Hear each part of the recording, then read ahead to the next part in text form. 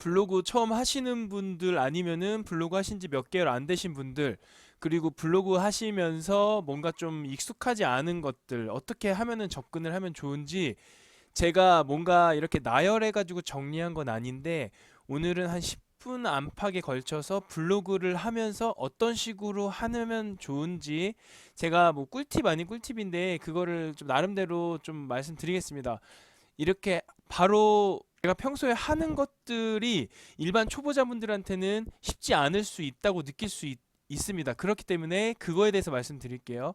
일단 네이버 오시고 블로그 들어오시면은 블로그를 볼 수 있습니다. 그래서 블로그가 있고 그리고 글쓰기가 있는데, 블로그 들어가시면 내 블로그에서 이렇게 목록들을 볼 수 있습니다. 지금 초보자분들을 위한 거니까 이건 어떻게 정렬했는지 그런 거는 제가 말씀드리긴 좀 그렇고, 그리고 다시 아까 거기로 돌아와서 글쓰기를 누르시면 한 번에 글쓰기 들어갈 수 있고요. 여기서 제목이랑 제목 옆에 이거를 누르시면은 이 이런 식으로 제목에 이런 식으로 넣을 수 있습니다. 가끔 이런 거 보신 분 있을 거예요. 그리고 제목은 제목대로 이렇게 넣으시면 됩니다. 글 쓰시고, 그리고 블로그 태그 쓰실 때 태그 블로그 네이버 블로그 하는데 이렇게 하셔도 되고, 그리고 여기 발행 누르시면은 여기에 쓰셔도 되거든요. 근데 이게 한 가지 어떤 거를 제가 말씀드리고 싶냐면, 발행을 누르시고 여기다가 태그 블로그 써볼게요. 블로그 쓰시면은 이거 여기까지만 쓰겠습니다.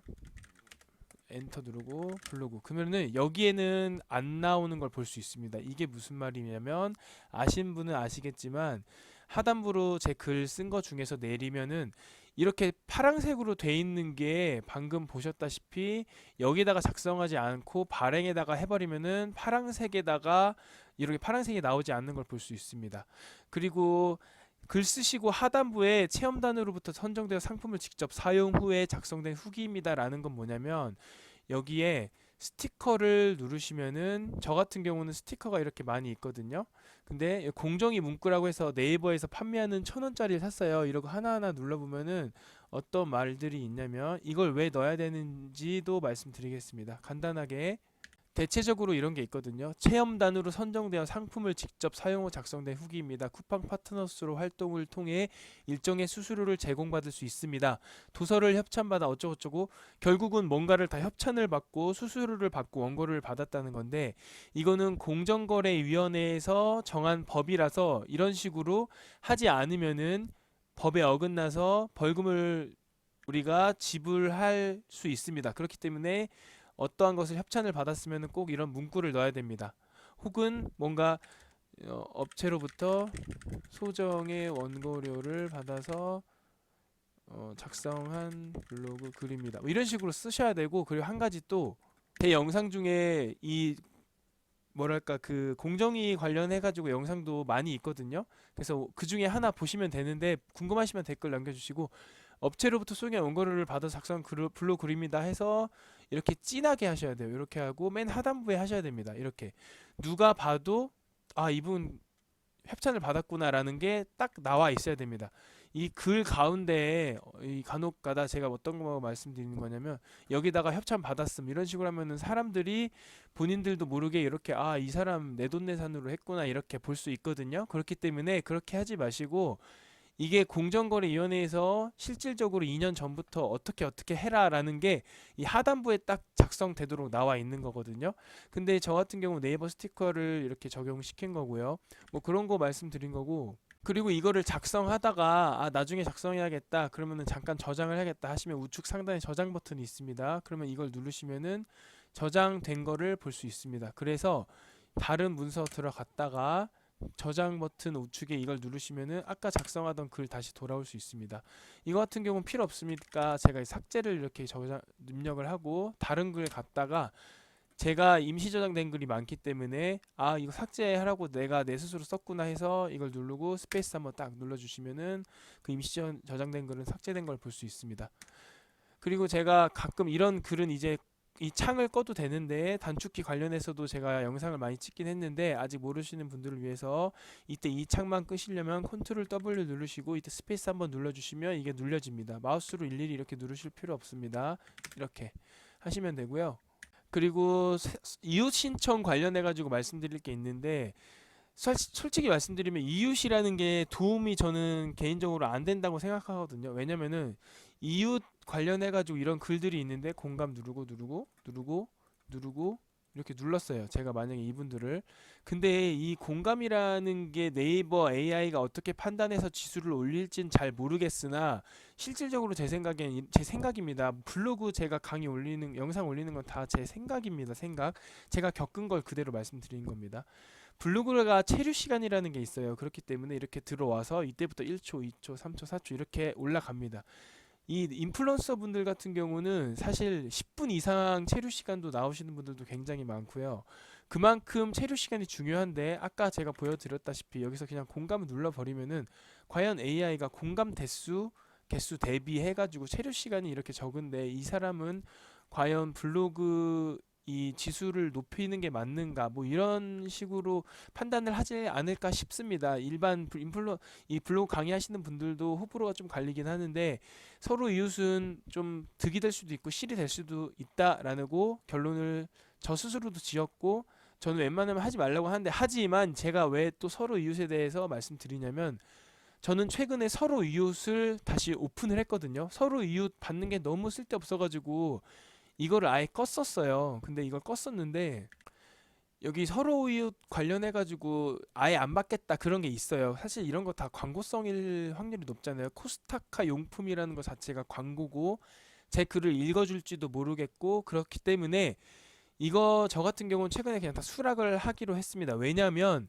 인플루언서 조건이 이웃이 많은 사람 위주로 꼭 뽑기 때문입니다. 근데 저 같은 경우는 이웃이 지금 600명 정도밖에 안 되거든요. 제가 한 거는 거의 없고 다른 사람이 이웃을 신청을 한 거거든요. 근데 서로 이웃은 제가 지금까지 다 받았으면은 이 근 2년 동안 다 받았으면 아마 한 몇천 명은 될 텐데 저는 그렇게 하진 않았습니다. 참고로 그리고 서로 이웃은 5천 명까지 가능합니다. 뭐 지금도 온 김에 그냥 수락을 이렇게 한 번에 받으시면 됩니다.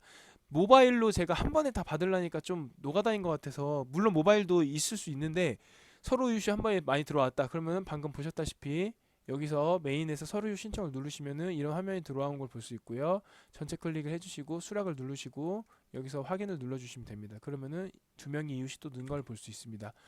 블로그를 전혀 모르시는 분들이 좀 약간 착각을 하시는 게 있는 것 같은데 네이버 블로그 같은 경우는 서로 이웃 개수와 유튜브 그리고 틱톡 그리고 인스타그램 팔로우 등등과 그런 개념은 아예 다릅니다.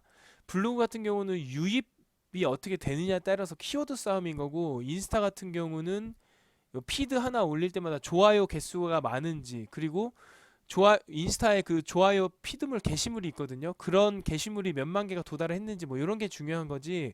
그리고 틱톡은 뭐 아직 정확히 잘 모르겠고 그리고 유튜브는 당연히 구독자가 많을수록 그만큼 많이 볼 것이고 근데 이 블로그는 서로 이웃이 많다고 과연 볼까요? 그렇지 않습니다. 이 네이버 블로그 같은 경우는 체류 시간과 그리고 어떻게 키워드를 어떻게 했느냐에 따라서 다른 겁니다.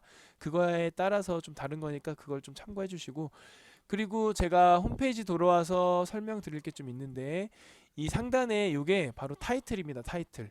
타이틀이라 하면은 여기 보시면 세부 디자인 설정에 들어가셔서 이 타이틀이 어떤 거냐에 따라서 이렇게 바뀌는 거예요. 그리고 스킨도 이 나머지가 스킨인데 전 지금 별도로 제가 만든 거고 이렇게 누름에 따라서 스킨이 바뀌는 걸 볼 수 있습니다. 대형 참사가 날 수 있기 때문에 취소 누르고 종료를 누르겠습니다. 그럼 다시 돌아온 걸 볼 수 있고요. 그리고 여기에 이렇게 드래그를 하시면은 이거는 위젯이라고 해서 이거 제가 지금 강의 제 홈페이지 그러니까 제 유튜브 강의 여기 들어오시면은 여기 내 엔잡러 누르시면은 엔체 누르시고 여기 제가 재생 목록에 지금 한 달 이상 블로그 꾸미기 영상을 올리지 않았습니다. 공교롭게도 이걸 계속 올릴 건데 어쨌든 거기에다 올릴 건데 그 위젯 꾸미는 방법 거기에 관련한 영상을 보시면 요런 거다라는 걸 말씀드립니다. 그리고 이거 같은 경우는 배열을 어떻게 했느냐에 따라서 위젯 설정할 때 글 안에 들어가서 여기 메인으로 보이는 거고요. 그리고 요거 같은 경우도 다 위젯이라는 겁니다. 위젯이라고 해가지고 링크 이렇게 걸어 놓는 거거든요. 이렇게 누르면은 제 방금 그 채널로 들어올 수 있습니다. 이것도 음식 채널인데 이렇게 들어온 걸 볼 수 있고요. 이거는 왜 없어졌지? 이거 같은 경우는 제가 여기 보시면 직접 등록한 위젯에 이미 정보가 올바르지 않습니다라고 나와 있는데 이거 지워가지고 그런 것 같습니다. 이거 좀 다시 살려야 되는데 요새 다른 거 하느라고 너무 바빠가지고. 그리고 글쓰기를 누르면은 이렇게 글 쓰는 걸로 들어오는데 저 같은 경우는 네블로그 다시 들어와서 이것도 그러니까 이 링크를 여기다 그대로 가져온 겁니다. 그래서 똑같이 이렇게 나오는 걸 볼 수 있습니다. 하루의 조회수 일일 방문자 수 이렇게 나타나는 거고요. 이런 거는 뭐냐면 블로그 챌린지라는 겁니다. 이런 거를 다 하게 되면은 저 같은 경우는 특별히 뭐 이렇게 금전적으로 받은 건 없는데 스티커가 이렇게 생기더라고요. 제가 왜 생겼는지 모르겠는데 저 별로 크게 관심이 없었는데 이렇게 생기는 걸 볼 수 있고, 왼쪽에 이 전체적으로 이거 꾸미는 거 같은 경우는, 그리고 카테고리 만드는 거, 이런 거는 블로그 하시는 분이 이렇게 관리를 들어가셔서 왼쪽에 보시면은 여기에 꾸미기 설정이라고 있습니다. 그리고 레이아웃 위젯 설정 뭐 있는데 아까 제가 말씀드린 게 바로 이런 겁니다. 여기에 들어가서 이렇게 설정을 하는 거고, 일일이 하나하나 다 설명하기엔 좀 블로그 꾸미기 그거 다시 활성화되면은 거기에 제가 강의를 나름대로 올리도록 하겠습니다.